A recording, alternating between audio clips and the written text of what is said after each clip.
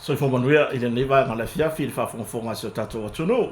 ya ma lo le fo lau ma lo fo ile le tawata ya o tato ye tato savalinga le o tato savalile a solo na lua le nei a solo na lua ma o le aso lua foi aso lua o le aso na lua ya o le masina bunbulu le tau sanga masina lo no suma lua por masina te sema ya lua fe lua suma lima ya o tato ye fo le masina famna tina ile fana maior pepe forward Christmasi ya pe ona tato tiro fo iai ia I fai ngā fia o nisi e malanga mai sa mo nei a wale tūlanga patipatia so fia mo na o lato ainga ia o nisi foi e tu o sa mo nei a malanga ia tunu mamau o e tafu fao hoi le masiasi o lato ainga ia tunu mamau ia to foi mai foi la ia e oi ia o nisi o tangata whainga luenga na malo ia o le ave o lato livi le taimi lea le avano le lei o le a malo lo ai mo fai malo longa ia tunu mamau ia foi mai foi la ia le tausanga fo wa fe puari le tausanga fo le wa ia le fo fuanga to ia e ngā luenga tato malo ia wa fifi lava le nei vai ngale fiafi e fa filo ia tu le malo si o tato wa tunu foi on fata si mai malo so fo manuia e o ile nei vai ngale fiafi on foi ona wina tu le nei tala noanga ia po o mo foi sa vanoa ia tato tala noa I fo ile nei fiafi ia ile fata o to poto fanga ia ile tūlanga I pei ona ia niso mata upu e fia tartara no ai fo I mawhai I tato whasoa ia ona o le lango mai tato company malo sira motonga ia pe ona ia le nei fo I vai aso ma le nei masina I le tato whapitoa lo whangasolo ia awa asia singa mea lava tau asia singa la tau whasoa ta I motonga le ua mai ala so nafia lo atu man nei aso ia o tere ia o atu lava tato company lo motonga I vai fo I tūlanga I mana o ngonisi o so tai mai ia ono tūlanga mai aku wale wha o ngale ngā umaku le stona I soli ia ma piwa ka wha mai I fo I le furu ma piwa ngase I matino ia aivi ia le atua ia wala lei ia pai fo ono toi maua le malosi ia le ua sekseki ia o le malo lo le sina meo le lavo le malo lo ia e whaftai le fionga whalolonga le fionga le ipulu tato kampani o le motonga le fionga ia lupe matasila va ia fa pena fo I fale tua ia fo I maono ia so fali ia mar tato ai ngal motonga ia ile fa o pe ona lango le tato por kalame ia o kota mar fale o lo win sa o tu mai sa mo nei ia ai ngata fo ile fa tai tato precise sa mo ia le sunga ia mase chos mase ia o ia le o fito tonu mar va inga ia o tato artist ai ngata ile ia o tato por kalame podcast ia mai sa mo nei ia mi se o nisi foi o atu motor Pacifica ia whaftai le precise Samoa ia foi ona tu fatisia tato por kalame lunga na YouTube ia ma foi tu langa mo wai tu langa inai sene ia awale se mea o ngā more ainga ia au tu langa na ile nei fiafi whaftai ia tato langa soa ia ai wa afese langona le nei fiafi wa mo foi se walo nei la fiafi lo turata lo isa va per tu si mai ele il tato newspaper le portato media le tala mo media ia tu langa foi ile famous nonga e pe ona afiai ia famous nonga la vol fanga palota a fale alili numera fale alili numera lua fale alili numera mo o fale alili numera mo ia le alo o ia le sui pa le mia ia le fionga ia to lupe po on semo ia o le la mata upu lava matui loma ia e pe ona lausi le fie se o tato watunu ai pe taila o le aso atai o le aso tolu le asa va pe ona tu mai ele mata upu e ilo ai ia le tu langa i pe ona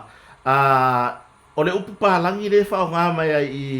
I tono from Snonga ma ripotia la tustala. Intervene. Ia ai, kako whao ngā mai le upu foile le po le oso wha lava. Se upu whai ngō fie le tātou ngana. Ia, oi peila o le aso ataia, o le ilo i le oso wha lava. Ia, ale vai ngā wha au whai a pui pui, ia tau tangata le hei tau pipi. Pe ona tō loa mai ele mata upu le la. Masina ua la foi vai aso masina utona yatu ia mana tua foina o tawalu manga o le mata upu le nei na mata I le va o le sui pa le mia ia foi nei da to lupe po on semo ia male sui na fai ina fai nga palota o le sui o le HRPP ia to iloma peitai peitai na ia ile o so fa lava ale HRPP le ala na mafuai ona to fa au de mata upu ina ua talia alo ia fa masnoa le o so fa lava ale HRPP ona fa mai lato ia lato mau o lo ofia mo mori no mo fa masnoa ia tangi ai ni fa nga fa so tu la fono ma fa nga pio i le taimi fa nga pa lo tale na ma vai tu nei le tu la mai tato va nga fa fai o le fa tu ile tu sa mo tasi ia i tawo mangala fa masnoa o leo tae au lefto avala au mata upulea i le longa o mata upulea le so fa lava le HRPP i le mata upu ale sui pa le mia ma le sui na faia ina mai ai na fate ia le so ina uali ya le tulanga wa ye foi ma le so fa lava tu lo lava i le fa ina o le ngana le ai o teilo o se ngana pitosili le ona fa ngofie fa matalai ia le upu palangi le o le intervene ia po ila tau ia intervena ia o tulanga le pio no fa ina le upu le oso falava e pe o se me foi le la o so lo gale ai wa ko kiki ka ko pa il fa susi o ai ko losi fo e kai pe ia mo fa malanga foi le pe ia sa ta vale tu lo fa fo nga so ta tu atu po le ale le yo lau drive la wa ma ngai ai mai se le alu tu al matangi e la wa ma ngai ya wa se au musika i pesio le tio wa fa ke ia o ia pe fo le alu i le fale ana le wa ku le wafu wa i me kupu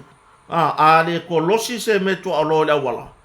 wa ke le asingi pepe i fanua vo ia al malo le fa sanga i man vale e ke ia le punga mai o le asingi ko nga ia malave ve ai tavale be tai fa pena le winga ila ia fa talanga fa ngofie ia tia ia ele ngata no umana malama ia atonu fo ia fa ngofie na malama so tatu tunu o le oso fa lava le wo losi va pose so ele se upurenga la e telea me o le ni so ifuanga ele me oso fa lava fa yo le ka ke planning ai o ngei o ke fialu wai i fea o ke fialu a ver ai nga man mafana mo ke o se makotina ai wa ke ia wa ile me so fa lava mai fo ngei e ono fa tuta ia tulanga i fa mo ngane e fa pena la se la gona o le so fa lava la le so fa lava ia le a wa pe ono fa ya to le so ta ya o le so lulu aso tolu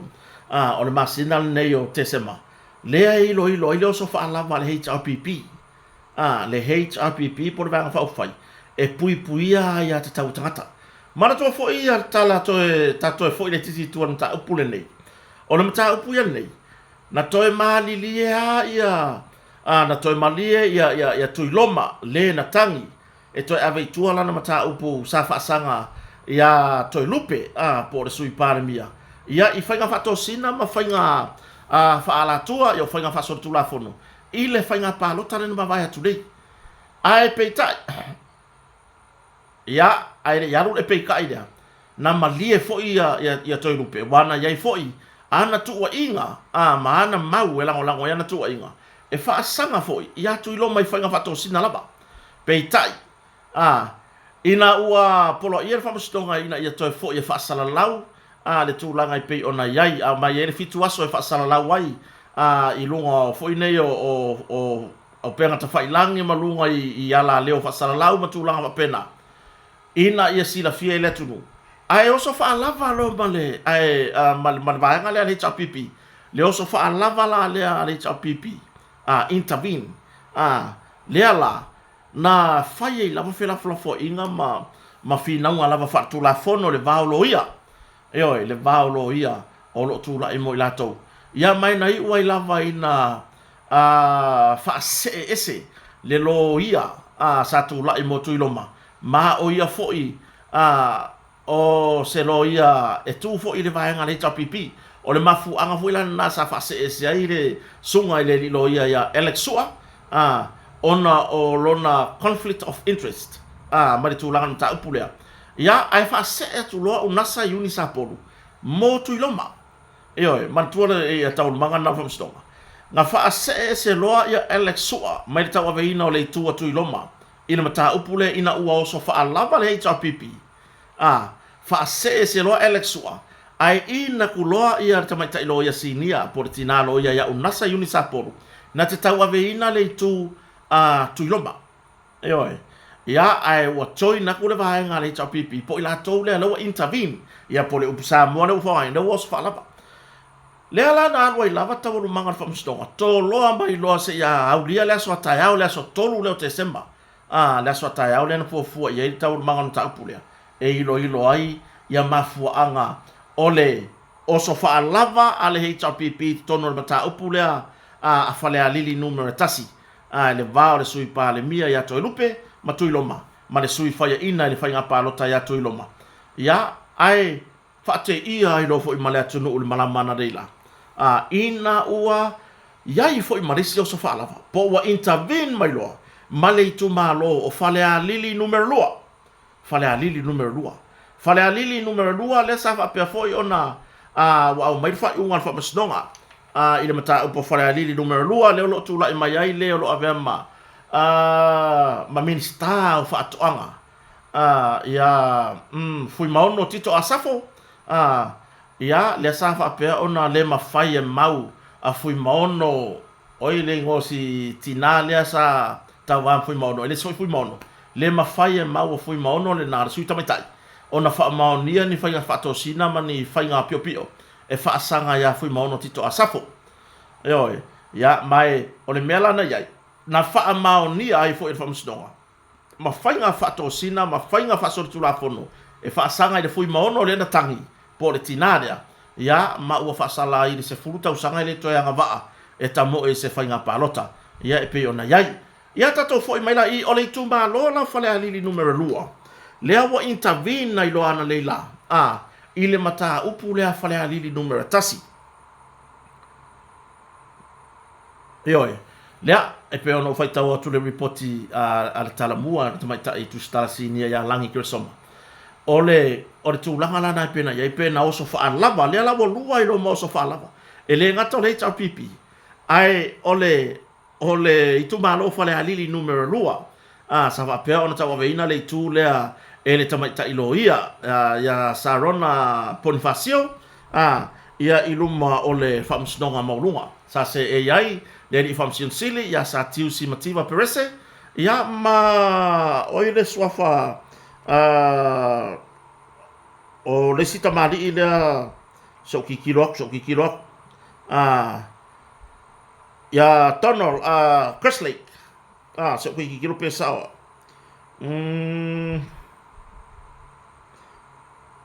ya leai ya justice le ya tawarsa Darryl Clark o le seri famasino le o se lua male fionga famasino sili i le tawa veina on mata upula le sunga le famasino ya justice le ya tawarsa Darryl Clark ya ma tawar manga mavala awai no le lama i lo mata upula na le la ele i mafofo wina le tunu ya ele ngata fo ile ya o ila towa o masani la fight tala i lunga nei me o penga tfailang ele i mafofo wina me tupu se me vapea ai ina ua fanga solo tau mau ni tau ya sa u mai lo ma report ile talamua sa u tomu fai a foi lele ise ina ia o mala malamba ni report atoa ina ia o mala malamba fa ile atua le mai foi o le lo ia mane tau ma fai fa mala malamba mai report mama na ia le o tu singa mai ngale talamua le report ile na o ai tu mala ma fa mstonga o le tu langa la le na ia i tau manga famstong sa fesiling ia lava famstonga po le fionga famsin sili ma le malona soatau ia le tulanga fo ile ini mafua anga wala ona oso fa lava pe intervene ia le tumalo fale alili numero 2 mai fitu ala to affidavit le safa pe on tuinato mai ele i mafai o le talamonia ia ila fa tau report ila alang ele i mafai ele loia, ele tamata i loia ya fui maono yo Sarona Ponfacio, Maleitu, Malako F. David e Fiku, po le tu la falealili numero 2. Ele mafai na usia, le mau alunga, sa tatau ona whaono mawhai e ona talia le whamustonga. Ia le tūlanga o le sao whai e ma le oso whaalava lea i to tonu i tau onu manga o mata upu le pia whangasolo. Lona winga i lona o te lenga ni tau unga o mata upu le ilo ilonga.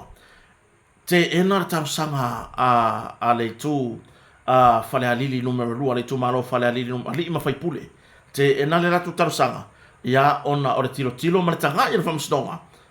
E leo mawhai ona ausia e tu sai ma le tanga i le whamustonga i affidavit ia ngā whapeon tu ina tūru ma whamustonga i fitu e leo mawhai ona ausia le tūlanga maua lunga e te tau ona whaono mawhai ai e le intervina lea ona se ei tau onu manga o whamustonga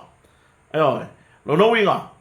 o lea na tanga i le whamustonga ma tilo ma le tutoa po oa ni mafua anga talawhia ngai o risia vaenga sa whapea ona whailo e le tamata ilo ia ia Sarona Ponfacio i luma le whamustonga e tu sai ma le lato i tu o li i whaipule o whalea lili numero 2 o le tūlanga fo i lea ua iei le tūlanga o le whelautoa i wa vesi le tu wa vesi le tu malo le upusa o lea ai peitai sa ta whapea ona toi fisiringia le whionga whamsinsili ia sa tiu si matima peresi ia le tūlanga o le a se mea matango fia o whauna abatu wa iai ni tūlanga ua susunu ni fale wa iai se tūlanga ua whaia ni misa ua lave vea nisi pe o tūlanga wapena le sa ta nga i e whamsinonga pe whamata kusa o mea mongi a iai lau mai tau i lau tilo ma lau wa iai sa ta nga i whamsinonga pe whamata ma whaata i whamsinonga i le tū po o le vaenga lea le intervina lea numero 2 sa ta nga i whamasinonga ma ia whamanatu i le tū lea o so whaalava numero 2 o mea ia sa kakaunga kou au sia mai ko kongu o kou affidavit e le o lavar ka penganga o le affidavit po o mau o lo mawhaina winatu i tonu o whamasinonga le alanga whaaka i whamasingo i lang fasili wa susungu ngi fale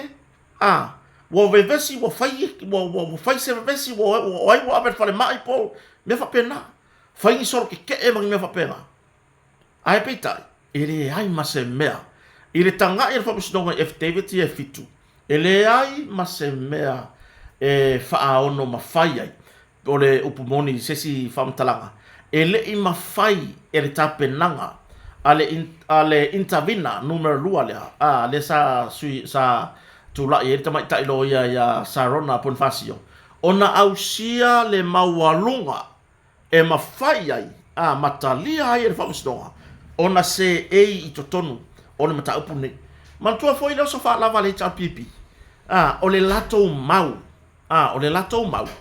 e iai le whainga whaasori tu la fono na whaia e toe lupe ia e pe ona ia e wole au ka ko ilo uma le anga fai mai ia le pipi le awa ia la ko mau e fa mau ngi ai o nga kokongi e to e lupe ia pe se la wa fe e pe fia ia tu ilo ma fu anga na to e ave tu ile ta to ra vai e le ai se fe au ale he pipi tulo ile tulanga lea ile tu malo o fale alili numero mo ai ina ua mo moli le lato mau i luma fa masinonga matanga i fa masinonga o le tangia e yai le sori nga tu la fono e yai le sori tu la fono le o lo au mai le pipi i le lato os fa lava le ala na ro na talia basau fa ye lo i le tau manga no tau le ala ilo ta o le mela le ka ke ko e ko ngi o le ngei wa au mai ngi o le fasili wa ngi ya o kala fai vai o le wa mo so oifo e feang ya o le be mong ya le lo ka wa ko Mau mai sikala ia ile na vai aso tona ia tu inisi fo ina mato fitaui ile fa unga ale kalesia ale unga fa fa malu sone ole nge pisi solo so imboni mang o ele nga kanga avele me ko kong ole nge pisi solo so imboni mang longo winga waka nga o ai fa leo ina ia toso ile le mata upu ia ata ilo ia si o tatu taria la tayao po o ai moli mau na va ai tino na va ai tino pena pu e foi se video mena to tongi le fionga sui pale mia tupe ia fai mai le intervina numero mo mua por e pipi o le mea nga le lau ke le wala ko waso fa lavai mo ia le sera to ai ya ile tu malo fale ali numero tasi ile fa le lenga le sui fai ina ma sui man malo por e fionga sui pale mia ai o le mea le la ko ma ka information kula fo wo ko kongi le kupe ma fo ko ave ko ma ka upu ma kongi u ma kupe i ba ka upu ko ave ko ele se ma ka upu ele sa ba ai ile tanga ila vamos donga se i o ifo se fa mali se fa mali ai au mai la to mori ma au mai to mau e fa ma ni ai na pu ese video pero kilo ku lava le video lea nga ku e to lupe se tupe po se te utosi wa ye to tonu le tino tupe fiafe ya tu loma na ma fuento ave tua e fa pe na la le tangai ale fa masinonga ila o tau atu le report ma le tau manga no ta upu le so ile fa masinonga mo e fa pe na le tanga ia le fa masinonga anga fa ape anga mention aku e le tamai ta ilo ya sa ron pon fasio malana itu oso fa lava numero lua fa le alidi numero lua ngi kala fa ape po ni mau fa ape wa mur fo anga wa susungu fale yo waki male lau isi ainga wa fai solo te wa fai misa yo wa kau ai ele si ainga le fado le si ainga ma fu mai ile mata upune se manu e matua i te le lava le avano e fa no ma fai ai ona sao fai le intervina numero lua i tau alu manga o le mata upune nei ya po le tu malo ali ima fai pule o le tu malo fale alili numero lua ya tawia i lo wa nganga ma lo e mo moria le nganga fa aftai ya fale alili numero lua ya i lo lato tau ma fai mai e ui ele o wa te ena fa masnonga po wale talia ele fa masnonga maulunga sa mo po le fionga fa masnon sili malona so atau le talo sanga e fia fa lava e fo la ua la ko ya ai o le nganga na fa ya ni fa mo vi ia le tua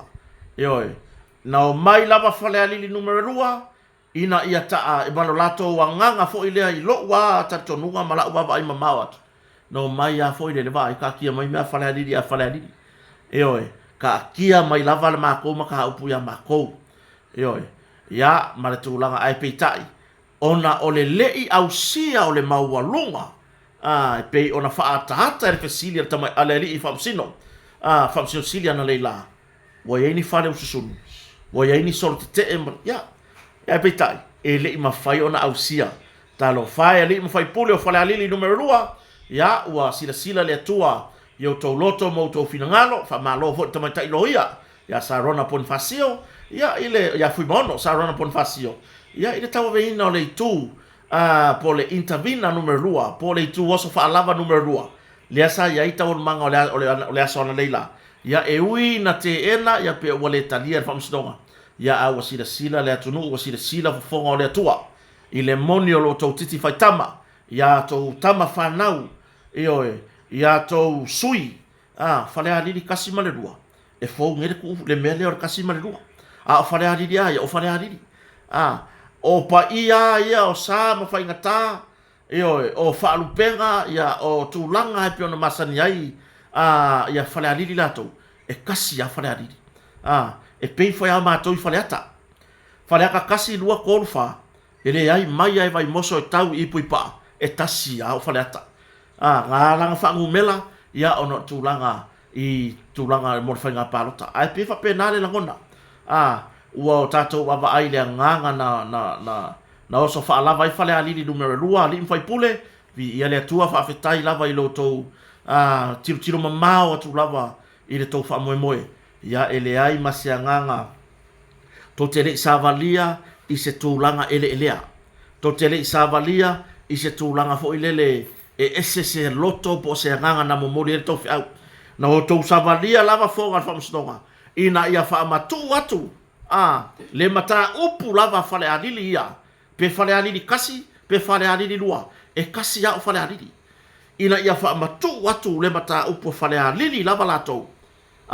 Wa uma maka upu, wawe tua mata upu atu iloma. Whasanga ia toi rupe. Lono winga, wa uma. Eoe, ae pei tai. Ia o lea ua le mawai masea wanoa, ina ua le mawhai o na au sia le tūlanga maunua. O lo o mana o mia le whamastonga. Eoe, o lo o mana o mia le whamastonga. I le waai le whamastonga la tau, i tūlanga i mau na watu ele tu whaalava lea, pole os whaalava lea numero lua, a whale a lili lua, o li mwhai pule, ia ele o mawhai o na au sia le tūlanga lea. Eoe, ia, ai, ina ua mai ata ulu manga wa mai fai unga e sa toe ia lava si taro sanga alo ia to lupe ya miro lui sa toe taro sanga ilo ia lo tu lai mo sui pa le mia ia ina ia mafai ona pe mafai ona au watu fam talanga ia affidavit ia fitu ile tanga ia alo ia to lupe ia e tauna nga ia mau ia fitu mau ia fitu e ui ua te ena e leo talia taro sanga whale alili numero 2 li mwhai pule ai ua taro sanga lo ia toi rupe pe mawhai o na whaao ngā ia affidavit ia fitu ina ia mawhai o na wha leo ia pe sosoani foi ia pe whausia ise manatu tu whaatasi i le taimi o submission o le neimata upu pia o ina tu lata i tawon mga whai. Ia, o le tūlanga le na, wa te ena, ia le tūlanga i le mata upu fo i pe ona iai. Ia, wa fo i le tūlanga i mata upu leo whale alili numero tasi. Ia, i le vāra sui pā le mia mara sunga ia tuiloma. Ia, ai pe tai. Ia, o le nei ia tai au la. Tai au le la whaua wai. Ia, o na ilo ia le tūlanga i mau. Ai, le pe ia i lo tatonua. Le lo tatonua. E pe ia i le o kai au e wala au e maka upu. O tai au. Ia, ta ilo iai. I wai se ia tau mga ramsdong. Ai, i lo tatonua i le mele ngata mai se tatou tala i mata upu lawane. Pe ia o kai au. Le wala au ai. E koe whaku langa i le aso ilo ia pe ko toi fa nga solo i lo tau manga ta pule lo no winga fa pe sa o tai au e toi fa tu langa i le aso o kai au le la ko mention ai e ko fa ku langa i se aso fo mon ta pule lo no winga ka ko kilo ka lenga fa mstonga o you liar ko sa o you liar ko sa fo ya ai e tau lava wa e se mai fa mstonga o fa ga pa lo ta mai fa mstonga masani e la ta tonu ia le rope ke iwa ye se tu langa fa babe ya tu fam snonga ya February ya ai ka ko pa o lo ilo ta upula ya or tu langa na fa marulu se tatu watu nu le walua so le se tatu por kala ya ona tu langa fa mai foi wa yai ya na malo certino ya ai o tu langa ho le pe wa kaule kilia le leo ya pila tu langa le na ya ai ia le tua ya o lo fai pe ona mo tatu maftanga va lata ya ilunga pe au manga lo le tūlanga nam ta upa whale alili mua e pe ona e luma whamastonga le tu mau pe le tolu i tū tolu i tū o le whamastonga o le tū a tuiloma o le tū a toilupe o le tū le ai a whera le kua sabi a pari sabi wa ai lai le muka ko wa ka kala a whera le kua ai voi ngai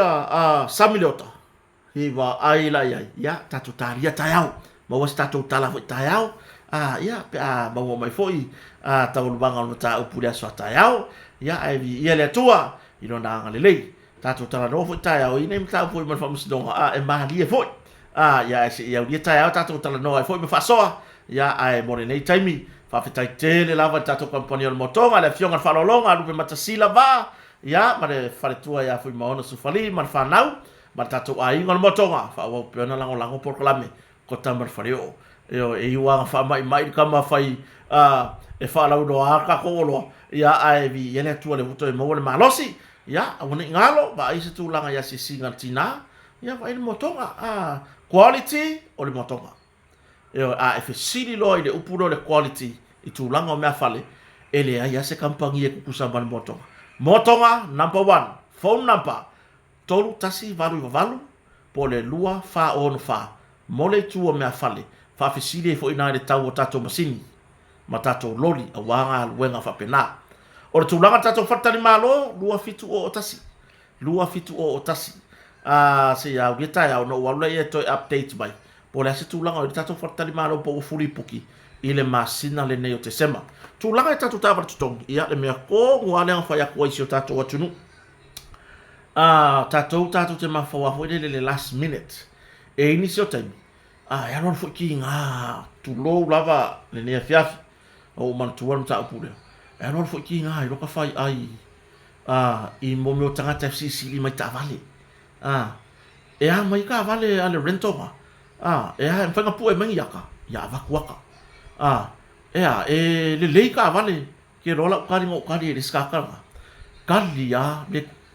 malonga ko fia kusi mai kia ke rola ka ringo ka ri ko no ofisili mai e mai ka vale le ana nga rento ai ale si rento lale fa penga fa kwai o fa le fia ke le melhor kalsi e kari kongu ya kota ele ya se me le anga ka penga ko kota e kari kongu ya kota langa to tele la tunu o le fa alua fa tolu fa fal nei na malanga mai o kota le ka penga kuwa ia le taime to e tau no mai ai fartan malo ta vale ia ale ngata ilea o fa tau ave ola to ainga me fa pena fai ya ke fa longo aku oe i lo loko e ke le kari kongu ya kota ya mau hunt awon mai mau lo kai la ule tu ala o mala tu al mai ngale le anga makasili mai ya o ke topa November le wote sema o la facility the same question o facility ya o facility ya emma maka vale nga kampangi emma ya la usumunga lo ngarela wala sa wala fangi vangi makota e pea mo le sa voide le mo mala kalua la ngala ile igwa sa udua lo ke ka o lo ke fa mai kota fa mo le asia uso vai le nga ko facility kwa ya ka vale emma ma ele ke lo ka ri va kwai uso o le kali le o facility le la fa e ke loka vale ye ke sau le ke alwa ngi ka vale kongi rental la ke ku voya wi pisi sa ka ku sa mo malanga ile pe pero la kala ele o se kala ka u o pung pung ai i kampa ya vo ngi fa pe wo fa ya mo se le yo kampangi le ai le wo ka ri sa wa nga le lai le uso le va ba uso va ke ro le ka le prof city ke ro ka vale e fa nga ngi i mo me ka vale i kampangi ka rental e sili fa afe mafe ngai lor ka vale na ke fer wa inga le ku ngai ke ya io pa ngofo pa ngale view le ai se reply io a worship so la ule ku ala no e la ngonga ke le ka kongu ya kia awa le mai mau a folo kan e ke sit so mai fo ya kia wala va ka ngai wo fia bo ko ki se fulu wa fe ka ye ia o fia malanga mai sa mo kota saka ka avale le malai vale le yo ki o la yo kala ku foi nga ke mo ke le ni foi fo saka vale mi ngoi kota fai o mai bo mori man fa fe kai fa tali malo ele ia se malo o malanga mai ku i fa fo le ai e malanga mai lava fai ka u la va al koru va vea o ke ko e alu kai li tato motonga o te latu ke sili ile sunga le popo le security o tato lo toa fa mole po ka penga ka po kulela wa lumna va dele e tali mai fo isiuso tali mai le wa leva leva nga mai fa for ki nga mai aile i tapulier tato reception elema fa ele iai se malo nga sau ku i fa fo ele fa nga lo po ele i ai fo se kangaka o kangaka ia malanga mai Samoa nga o mai complain fa pea nga ro ka vale pe fia nga ro ka vale ha o ka vale le nga le malulu ya ma o le ao nga fo o mako nga luenga le la ka ua ko tato atunu o to lo om e lima le kampangi rental mega o failo ia kampangi rental o kire ka wangi ngo o kire ka wangi ngo le kai mila nge yo le pisi lele makua i furi puki umbar masingo te sema wa vai le mela ku mor ka paka on malavale wala u ku ka vale fa akali malo ko ya nga ba ku ko ya o la u fo ile fa tuanga na fai i company ta vale yo lo matonga lu le pisi le fa mole service u maka ku ka vale service uma sui swa a fa nga sui swa ya setembro ka usangi le ko sui ya swa fo le la ko fiu ko ke lu ina tato ba lo ba ai to telia tala monia molia fa tai na tato tangata no malanga mai le lava yo mai sa aki ka mau ainga ele ngato fatali malo o ta avale to tong on la kele o fa taunga ave ainga o se mea o nga mo le ainga oi ya le lava ko sa ka fa kai a fai wa ye tato malo malanga mai fa mau tu tato fatali malo mo tonga a fai fa mau tu mo tonga la ngo for ku pe ko ole o Samoa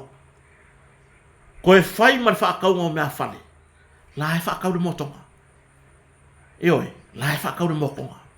me le ka ke mi mika nga yo ka ko ka malanga mai le se me la ngo fa fe kai fo isi ma ku isi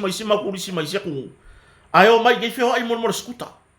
ko a konu ka makua ai ka fa fi mon skuta ya kia foi lele pe kongi de mo ai udafa ila vai e pe nga ka o kulisi ai ke lo ala kala mo e ke le ya ku kupe sa ba kulisi Samoa ngai lor kulisi mai desi ku ya ya la vai la to malanga mai fa pisinisi eu mai to sa ta ma ai ngai Samoa mai se tunu ai ila wo no amo o mai tau mo baba malanga mai le ngani palangi mai fafu o mai ele ngaka la kala bongi ya ore ko kelo ngaka palangi ele o mi farkali malo ya le wo le bo mo lunga tai pe tato moto e o mai o farkali malo ko kongi vo ele akos kai sela pala ngai ka mai shek fo ngai e o ye nga ele ko ngia sa ka vale ai o rent mai mo skuta ya skuta ai o ai le mingo ye ka ko kampangi ka vale ko kongi le kum wo ka ko farkali malo le motonga ma le tele o farkali malo o ka ngaka Samoa o ka ngaka la vosio ka ko ya e monia e tai me falo tatai fo tatu tangata i tulanga fo ile e pe fo ngale ya ai le tangata uma mai tanga uye fa pasene pena o se tolu pasene ili tulanga fo ile no fo fatali malo o tai me fo yai wa yai nai fa le tonu ai ole to tele fo ona tatu tangata e malanga mai e no nofo e fai fo i male alofa o Samoa fo ye ana fatali malo o Samoa fo ye ana fatali malo mai o mai fo e fia lango moni i pisi inisia na tatu tangata Samoa ia wa ko o isa kala i ore kali nga o kali fa sidi ala kamala fa sidi wa halu le ma singa ba so sidi e ka vale nga ma wa o ko yi uma kampangi reto of sidi mai kiro la ka va uso e sidi ya ku le lope sidi le lopo e savadi le lopo e le pasinga la fa sidi pe o nga ke fer wa i mai le pe o nga ke fer wa i mai mo le escalating ai tu langa i ta vale so tato tunu ile va lia kampangi ka pe nga ka vale ka pe nga ko fa mo malanga mai lia fio mala tunu o ele ke so ya mai o tele tu talia fo ise sie har bueno ka mi sili te mana o tangata atari tonu ya tau ka serve sili al wako kali umar case tongi sau o mai au ta penatu tu langa na fa fonga so tato tunu ya wo toi fa o bisitala nevi afi ia ai manu teleina ia whainga marolonga la fiafi. Oi, anga le leile atua ia whainga marolonga so tātua tunu, tātua whenua i whai tae au pe au ria. Ile alofa male anga le leile o tātua mtai sili. Ia ai mori nei taimi, ia whasoi fua ia.